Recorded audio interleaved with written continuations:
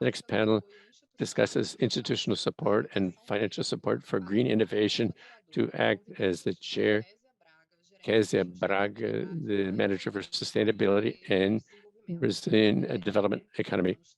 We also invite Matteo Grazzi, who is a senior economist for innovation from the Interamerican Development Bank, IDB. We also invite João Pieroni, the superintendent of the area productive development, innovation, and foreign trade from the Brazilian National Economic and Social Development Bank, the BNDES. We recall to the participants that they should send their questions into the chat box. So Kesia Braga has the floor to begin this second panel.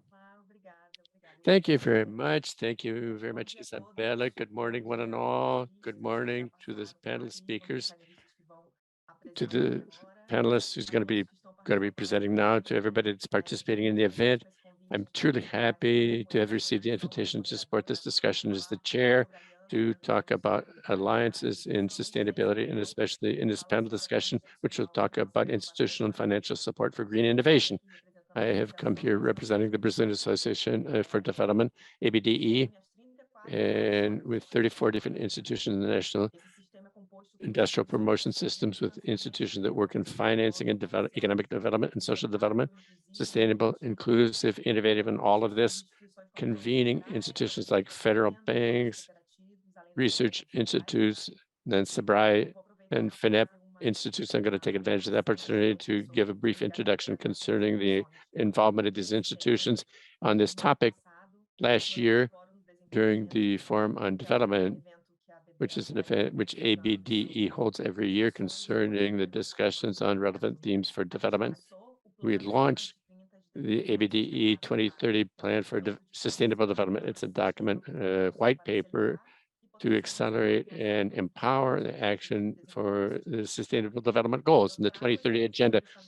I bring this message precisely because we have a strong footprint in innovation, but strategic options that we haven't discussed in the plan, which were listed as strategic actions for contribution to sustainable development, sustainable innovative development in Brazil. 4 of them are deeply connected to innovation. We have a digital future, inclusive, discussing technologies, expansion, business opportunities, investment in innovation. We also have a mission, sustainable infrastructures. We know the importance of innovative solutions. The diversification of energy sources, connectivity solutions are extremely important in this sense. Health organization and a factor for development and competitive advantages in innovation in the health sector, which can generate positive effects and contribute for the country's development, and even more mission ecosystems for bioeconomy in the Amazon, which is an opportunity for promoting growth and generating jobs, technology programs with a focus on biotechnology, specifically in the Amazon. So I invite you all to consult this plan under the ABDE and to participate in the development forum that's going to be held in August this year. But in this sense, going beyond the plans, it's essential to increase the connection and alliances with the various different players and projects and actions that can be achieved. I think this is the objective here of this event today, to form alliances and connections.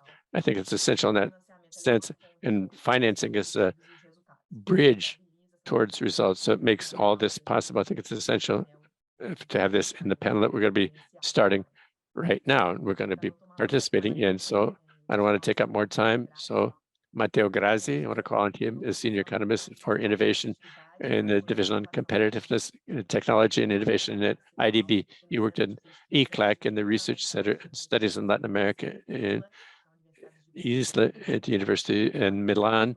But Matteo has a master's in development economics from Sussex and has a PhD in international law. So you have the floor, Matteo.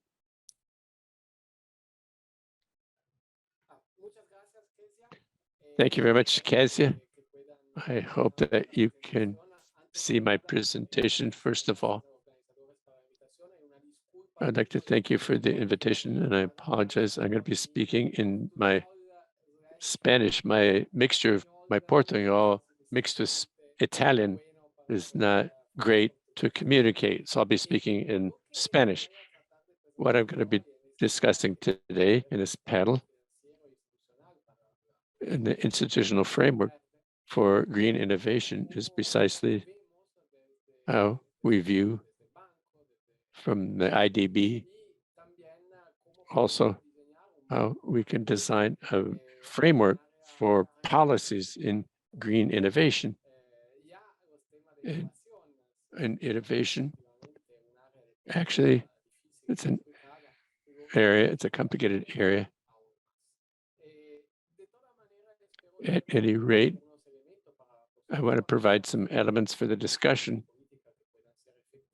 and policies for green innovation, and I need to give an introduction concerning what innovation, green innovation is, and where we are in the Americas. So the concept we've already seen in the previous panel, green innovation, it includes all forms of innovation that create business opportunities and benefit the environment, preventing and reducing the impact and optimizing the use of resources. And this, what is it all about actually? Green innovation. This is the European Commission's definition, which is quite clear.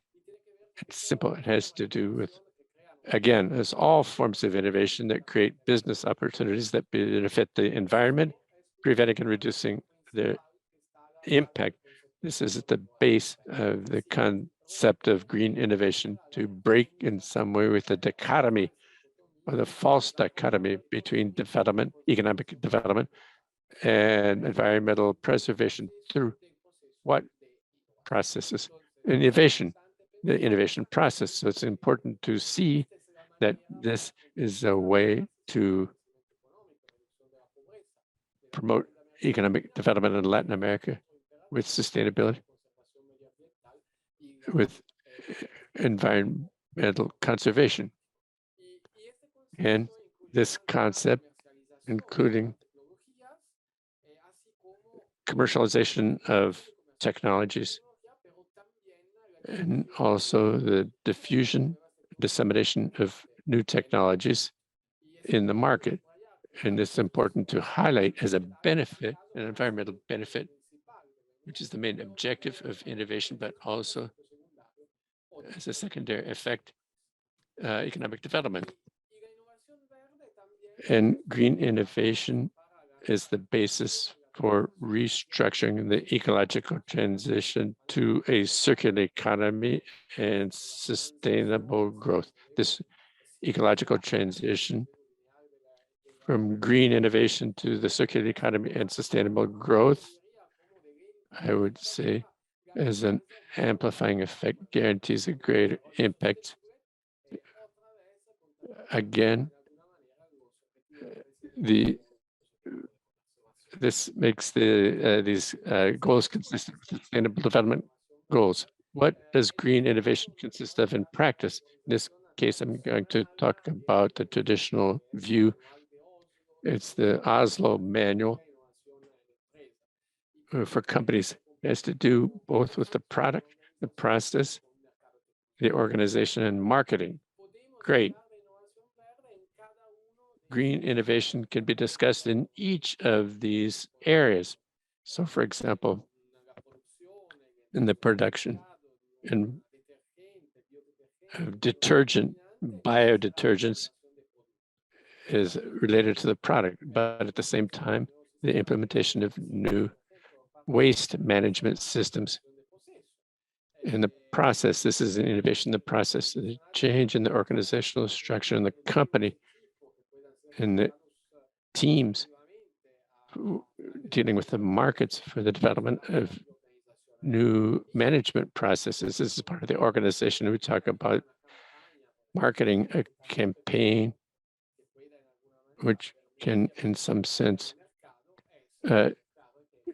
limit what is launched on the market. This has to do with the marketing aspects. So you can already see that the differences in green innovation also affects all four of these areas. I was saying probably it's going to define a option that's very different. Just to give some figures, actually, the truth is that green innovation is always part of an economic phenomenon with important size. For example, the growth of the market led by green innovation is estimated at almost 7% per year. In Europe, the added value green innovation is approximately 2.2% of the GDP, as well as the circular economy models, which can provide an added value of $4.5 billion from here to 2030. What's interesting is that when we estimate them, we find that they're always growing. The figures are always growing. Probably this doesn't sound that important or that big, but it's important to note that they're always growing. In fact, there's a study with a lot of emphasis on this during the pandemic and COVID-19, study by some Nobel laureates, policies oriented towards green innovation in the economy and the circular economy promotion and environmental technologies generated more return and more economic return, both in the short and long term, than the non-green technologies. And how, if we look at Latin America and the Caribbean, how can we measure green innovation here? This is a complicated topic, and we've discussed this at the bank for years. What we've found is that there is a lack of data on this, but also we have found that in some sense, there are some instruments for measurement that are quite appropriate because they've developed in more advanced areas. There are differences in an emerging area like Latin America.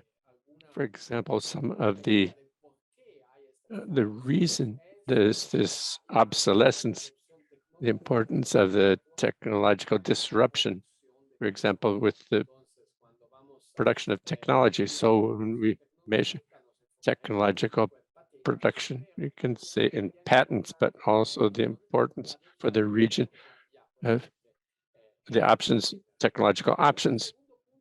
The second point has to do with complementary technologies, which are taking off in green technologies. It's important to measure the enabling conditions or drivers, which can allow precisely for the green innovation. Consider the need of an amount of innovation based on digital technology. The third point that's important to highlight is the importance of technical human capital, and not just advanced, not just researchers, but also the industries need technical staff that are trained in green technologies, possibly are present here. For these reasons, we've been designing the IDB has been developing a conceptual framework. So I'm going to go into this, but they're basically a framework in 4 different areas for measurement. Drivers, enablers, inputs, activities and results, and the socioeconomic impact. Let's look at these point by point for our discussion. For people that are interested in can discuss this and consult this material. So it's important to consider some examples of these enablers for the region.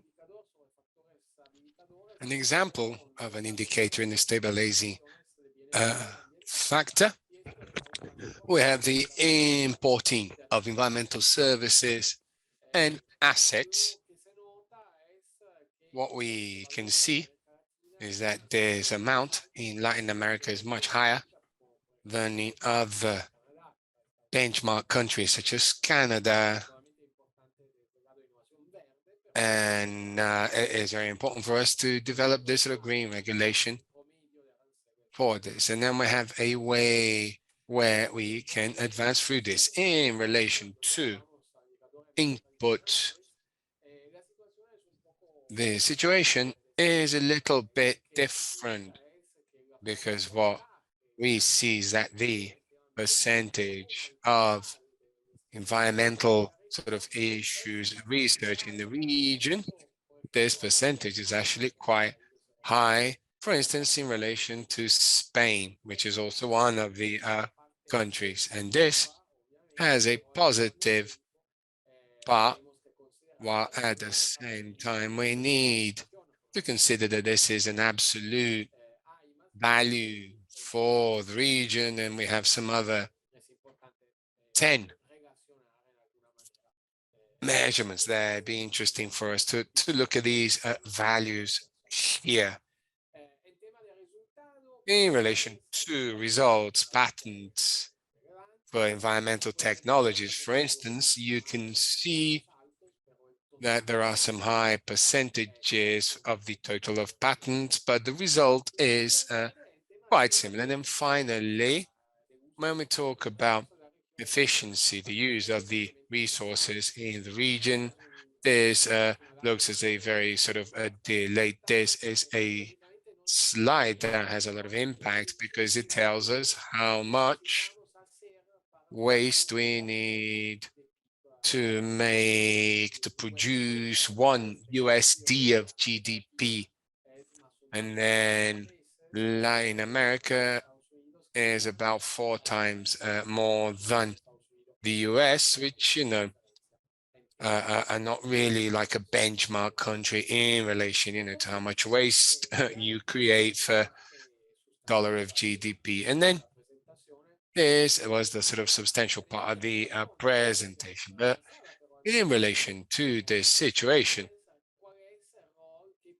what is the role that public policy may play? Okay, ecological transition provides enterprises the opportunity for improvement, driving its sustainability competitiveness. Once more, as far as the sort of green possibilities are concerned.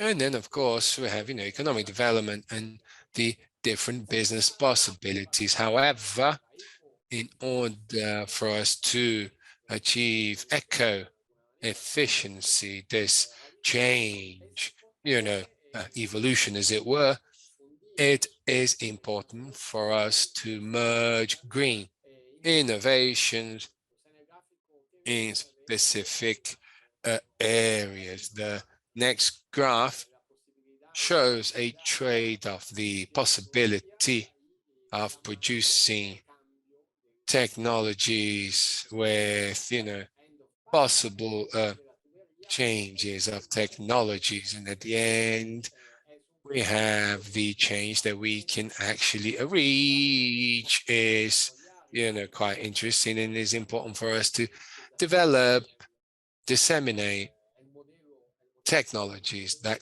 challenge the productive economic model for us to reach a radical change. But now, what does this green innovation depend on? Well, first, as far as the enterprise perspective is concerned, we have determinants that provide barriers to the business. They can be internal in relation to the company as well as external barriers, and the interaction between the company's external conditions, such as characteristics of consumers, financial systems, and also the capacities, characteristics, skills of a company, for instance, as far as, having the internal knowledge, human resources, physical resources, business model. So all of this gives us the opportunity for us to choose a green innovation or not, okay? And these internal, external factors, they are kind of regulated by, a country's standard, region standards, but there is also the possibility of intervention by the public sector to facilitate this interaction. I mean, we can facilitate it, but sometimes we make it more difficult. But the idea is there's a public intervention as far as green innovation is concerned. You can act on it, determining sort of barrier, be them internal or external, to the company.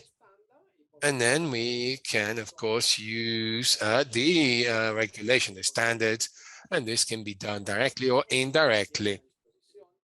Now, what instruments do we have available for this? This is a classification that we use at the bank that has very much to do with the possibility of having 3 different technologies, instruments for us to foster green innovation offer that can incentivize demand, as well as systemic instruments that have to do the interaction of many different players. These 3 categories are very important. We also have a 4th category, which has to do with human resources development, which is cross-cutting, and it has to do with supply and demand. But now, what example can we give? I'm not going to go into details, okay, but a classic example of an offer instrument is supporting R&D processes in the environmental area, be it at universities or in enterprises. And this is rather classical tax breaks for green innovation. These are also instruments. As far as demand is concerned, a classic instrument which is always mentioned is public procurement, and how through public procurement can we generate demand? Well, we use regulation for that. And then in this case with green regulation, but we also generate the instruments to raise awareness in the market so that green innovation demand is increased in the market, and that can go into this category. As far as systemic instruments are concerned, here we have a great level of heterogeneity, from creation of platforms, funds, and in a way or another, uh, anything or everything really that has to do with facilitating action, collaboration between systems elements can be put into this sort of area, and all regulations, they are part of the systemic category because they have to do with the regulation of relations. Well, okay. So what are the challenges that are left for us? Okay, well, first we have the multiple instruments.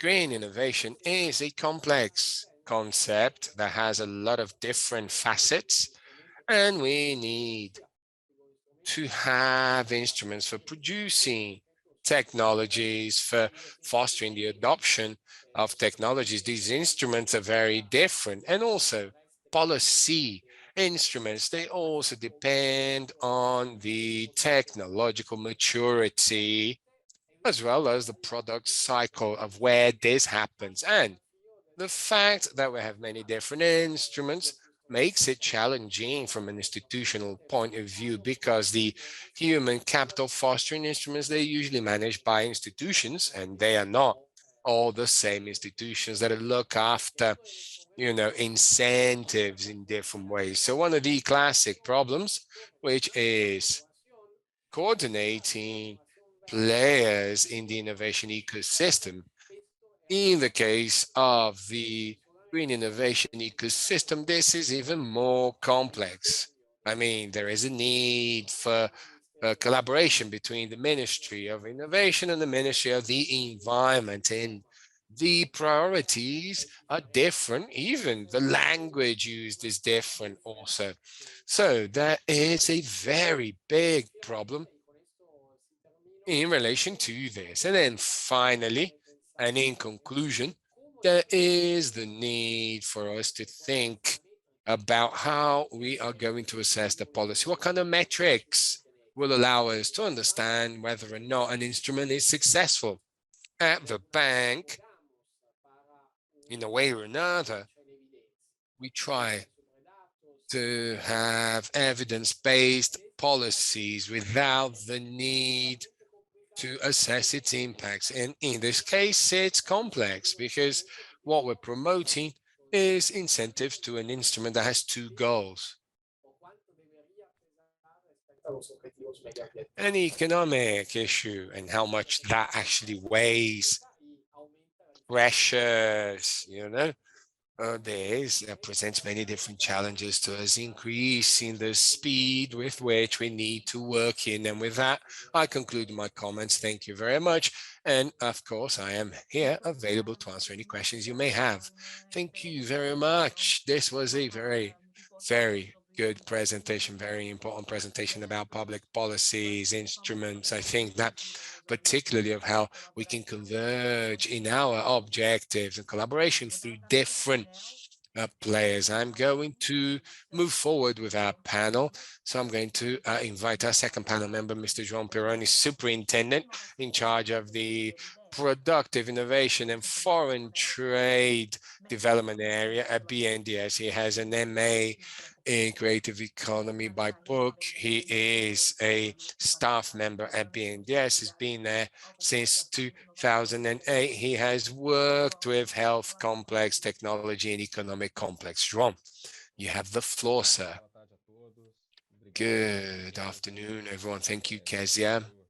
Thank you, Matteo, for being part of our panel. I'd like to thank Fernando also for INPI's invitation. It is a pleasure for BNDES to take part in such an important agenda, such an important issue, green economy, because we have this as a priority over the next few years. I decided it would be best not to have a presentation as such, but I'm going to talk a little bit about how BNDES has been in a more wide-reaching way, the Brazilian government and the Ministry of Development, Industry and Trade. We have been trying to work with the issue of green economy and what are some of the instruments that we're thinking of using to drive our industry ever more into being ever greener, because this is one of the great potentials that Brazil can realize. And I think that as a starting point, I'd like to talk about a very quick sort of track record to talk about our challenge in relation to the country's industry.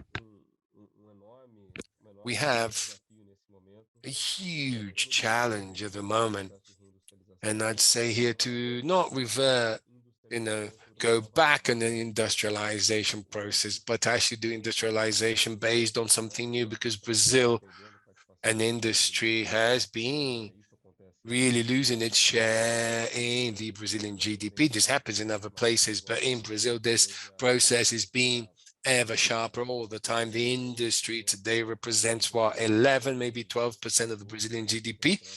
I mean, it used to be 28, 30 in the 80s, for instance. But what's the most relevant thing in relation to this is that our economic complexity is lower and lower all the time. So when we have any aspects, any indicator, be it economic complexity indicators or in our main exporter, Brazil is becoming ever more of an expert in commodities and less added value products that do not lead to this triggering effects, and actually, does not lead to more qualified employment being created, because you don't need qualified labor for that. And at the moment, we are facing a very challenging process to think about how a plan resuming this industry's activities aiming at a more sustainable and greener economy. And perhaps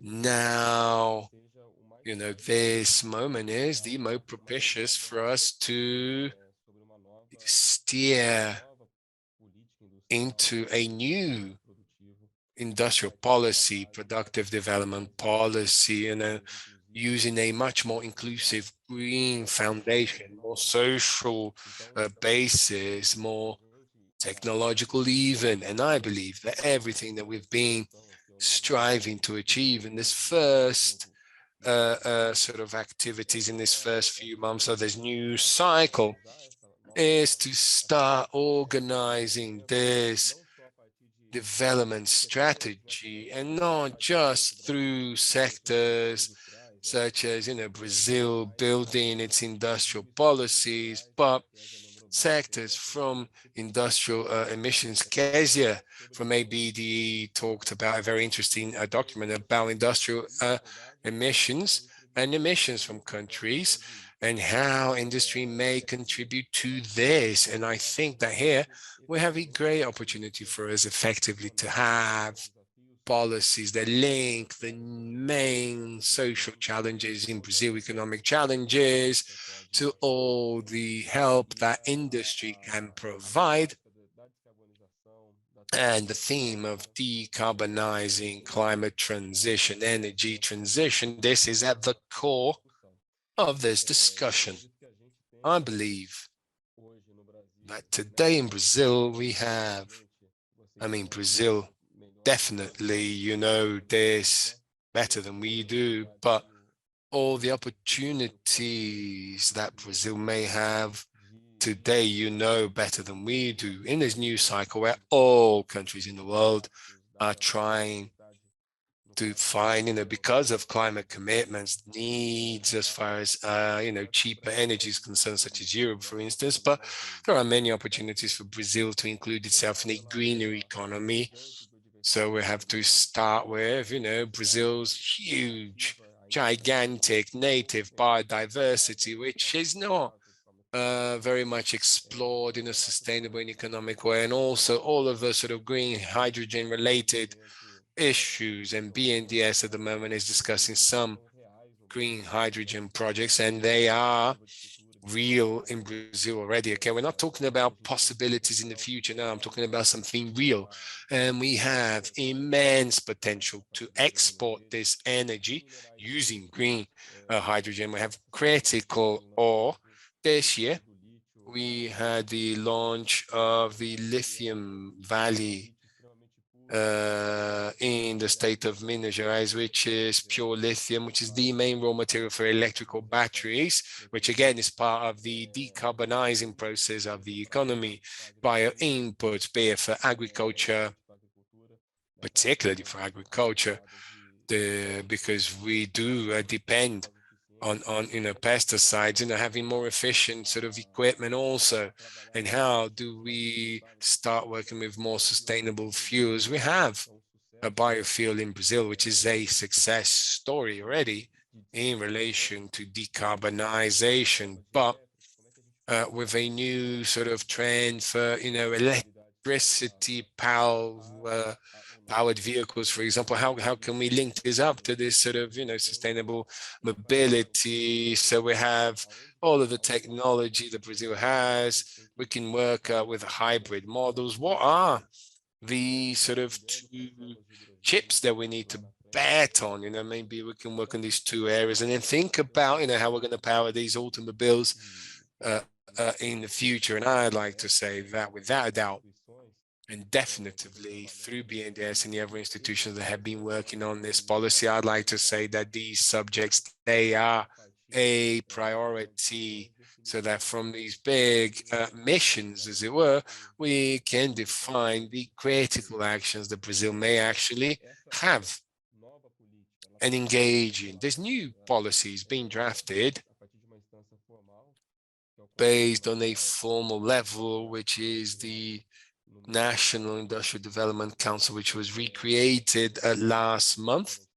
INPI is most probably taking part in this, and other relevant institutions of the Brazilian state too. And I think that the big challenge that we face is, of course, build a policy based on these missions, for instance, but in practice, that works with actions that, walk hand in hand with these themes. And here, Matteo said something which is very interesting, but we had these three public policy items which are necessary. So we have the side of the demand, which is very relevant, offer, which again is very important, in systemic factors. I mean, particularly from a regulatory point of view, we need to drive the green economy. And in order for us to do that, we are going to need regulation from different sectors, be it obligations, requirements, commitments, which, are rolled out between the different sectors. And how is BNDES starting to work here? So, well, the bank has been working in the building of this policy, and the bank is going to work on the side of, creating more favorable, accessible offers. And our big instrument at BNDES that we, place our chips on is a climate fund, because the climate today, it has a very sort of different credit conditions as far as BNDES conditions are concerned. This is a resource that comes from the Ministry of the Environment, and the big challenge is that this is very limited fund. 600 million reais, give or take a bit. So it's not much for everything that we want to do. So we need to have a very good sort of set of propositions and possibilities for us to really capitalize on this fund, because I think that this is the fund to finance green economy in Brazil. This is still a big challenge from the political, legislative building sort of point of view, but I believe that this could be the main outlet through which we can drive these projects. And if, as supported by the bank and publicized yesterday in a piece by Folha de São Paulo, a big paper in Brazil, we talked about climate innovation in the bank to finance the new air generators developed by AWEG. AWEG is a very known Brazilian capital gain company, and then BNDES financed all of the wind parks in Brazil, which are very relevant electricity source. But we have started working in the sort of value chain, and by financing now, WEG is going to allow them to develop the potential of new air generators that can actually produce 50% more electricity than the current turbines can actually provide at the moment. So we have this whole possibility of attacking innovation, tackling green, economy, and this means that we can also have the possibility of reproducing this in Brazil through, financial possibilities. And as e-climate is one of these areas, the bank has been working so that we can have more appropriate sort of cost credit lines adapted to technological risk. The bank has been worked at a rate which is TLP, which for innovation without a doubt is by no means appropriate. But this is something that we are working on. We need to work at the National Congress so that the bank may work with a sort of TR rate. The bank is going to prioritize capital market instruments. We're talking about credit financing, but BNDES plays a very important role in the capital market so that we can expand investment funds focusing on green economy, direct investment support to startups or new sort of technological parks is another measure which is actually being discussed. So the capital market is a very important front where BNDES highlights itself as far as innovation is concerned, because it has different instruments. This is a very relevant front that we want to work with. And the bank on its own, in addition to this sort of external front, as it were, but the bank BNDES has been trying to work internally with its climate commitments. The bank has signed up for the carbon reduction until 2050. We have hired a consultancy to review all of the bank's carbon emission for the credit portfolio, which is a portfolio with over 500 billion reais, so that we can make this portfolio ever greener, with ever lower carbon emissions, and establish, as I said, internal targets for us to be able to reach these goals, doing, for instance, basically ensuring that in our sort of financing contracts, we can include targets aimed at energy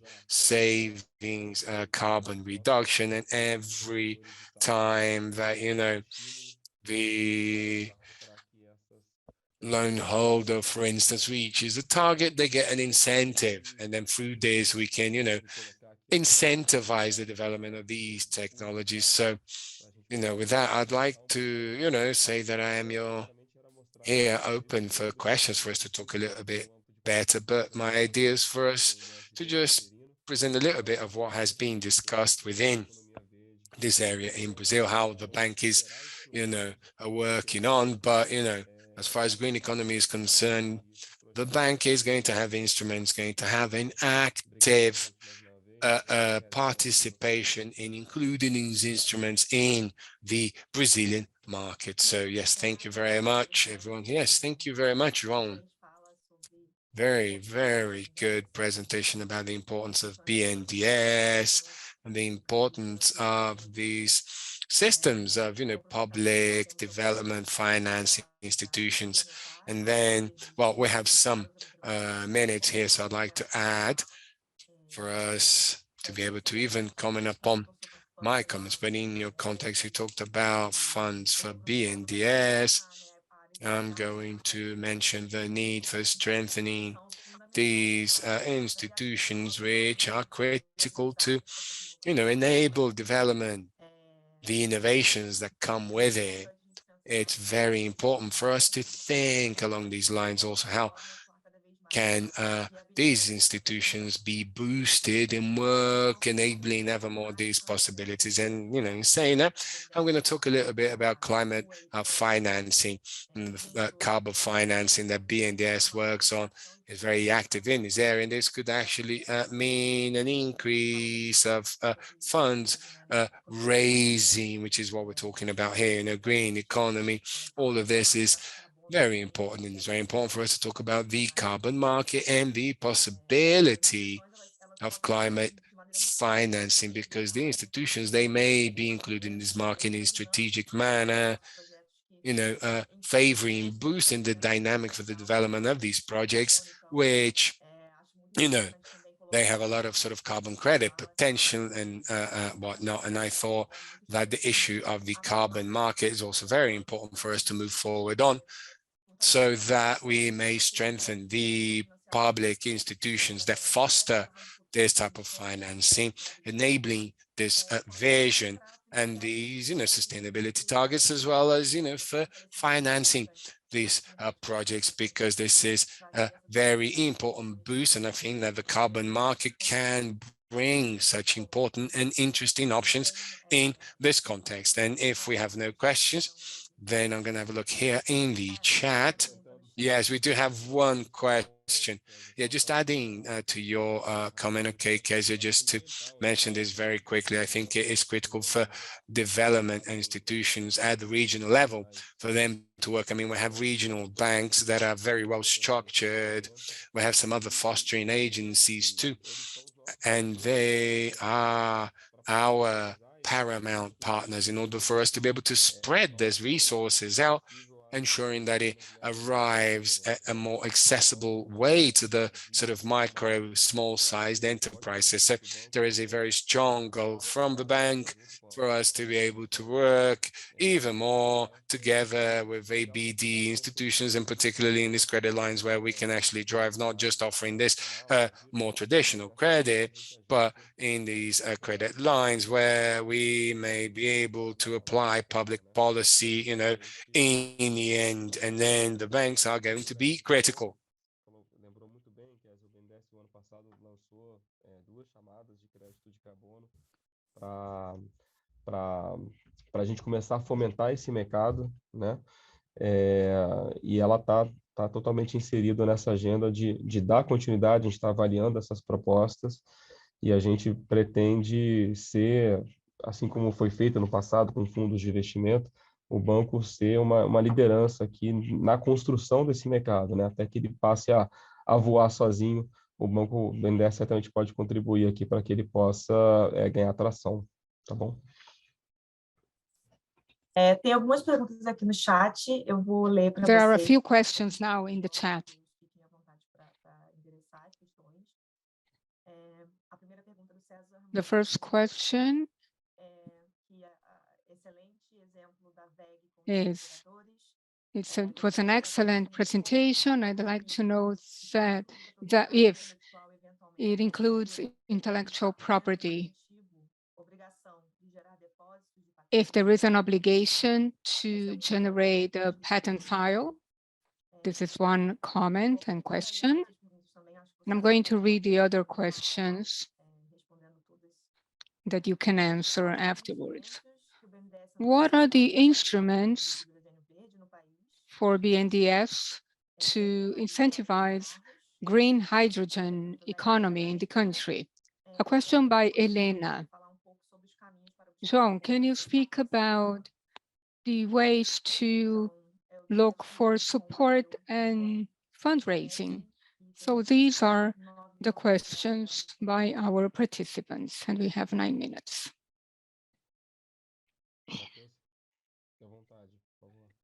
Matteo, would you like to start?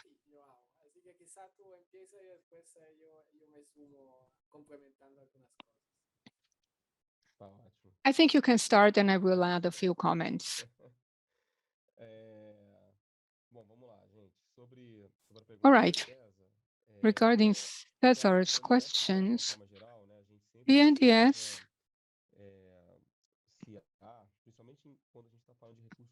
when we talk about non-reimbursable resources, we check whether there are patent requirements, and we check the potential division of patents for intellectual property in partnership between companies and science and technology institutions. In the case of funding, which is the case in VEG, we don't have any obligation whatsoever to file the patent. Some segments have industrial secrets, so the intellectual property is exclusive to the company. I don't know off the top of my head if in the case of this project there is intellectual property, but it is always evaluated, and the bank will evaluate the regulatory issues regarding the filing of drugs or whatever, or intellectual property in Brazil or by PCP instruments. This can be funded in projects, which is what we want to do. Now, the other question was by Luisa. Regarding green hydrogen, today we have a dedicated program to green hydrogen. If you Google it, you will find a program. What do I mean by a program? There are differential conditions in terms of conditions, tariffs, guarantees for BNDES. But the program is still at the beginning. What we want to do is to have more instruments to support green hydrogen in the country. We're talking about huge projects of from 1 to 5 billion reais. But we would like to have a part of these resources with differential conditions, because we know that green hydrogen is still a relevant cost challenge. It's a challenge in terms of cost regarding the regulation, a minimum value for the purchase of green hydrogen. And basically, the market today is the European market. In Brazil, we don't have maturity for internal sale of green hydrogen, so we need more affordable cost to enable these investments. Regarding the ways for fundraising, trying to be brief, the bank operates directly.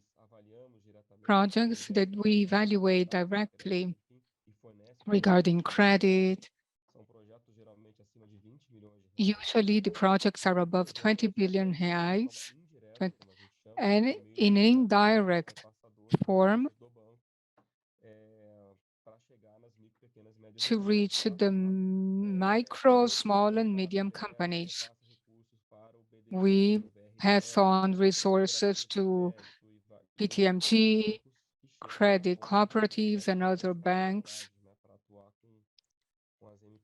that don't have capillarity to operate with MPES. And we have 2 channels for micro, small, and medium companies using the instruments of the bank, and for direct funding, we also have information on the website.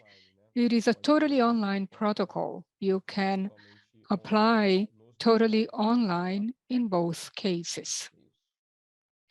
I think that's it.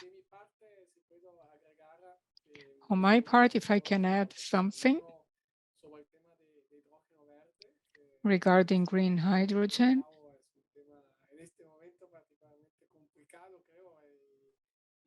This is an especially complicated moment.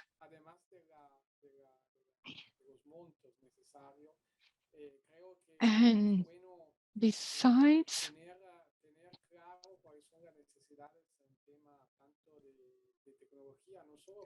the necessary issue, we need to have clarity regarding the technology needs and observe the value chain. So it's important to follow the value chain. This is a very important topic that regards the competitiveness of production in the long term.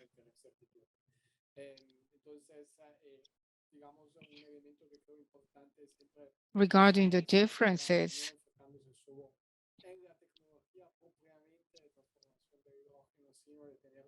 this is not focusing on what we need.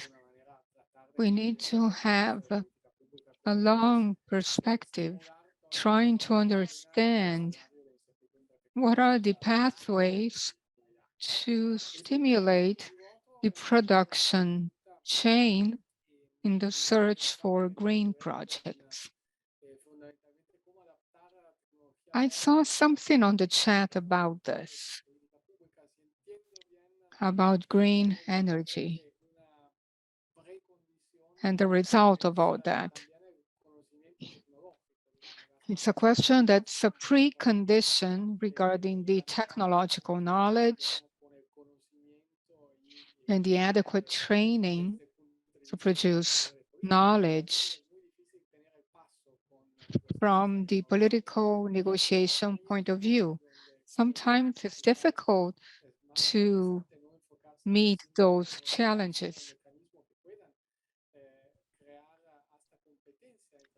And it's interesting to consider the mechanism that is possible from the environmental point of view. Unfortunately, the sound of the speaker is very low. The interpreters apologize for that. There are opportunities and risks. I don't know if I was able to answer your question. Thank you very much. Thank you to both of you. We had a great panel, and we are finishing right on time, so I'll give the floor to Isabella Borsani to continue with the session. Thank you. Thank you, Kesia. I'd like to thank Matteo and João for the excellent presentations regarding initiatives of Development Bank for the green economy.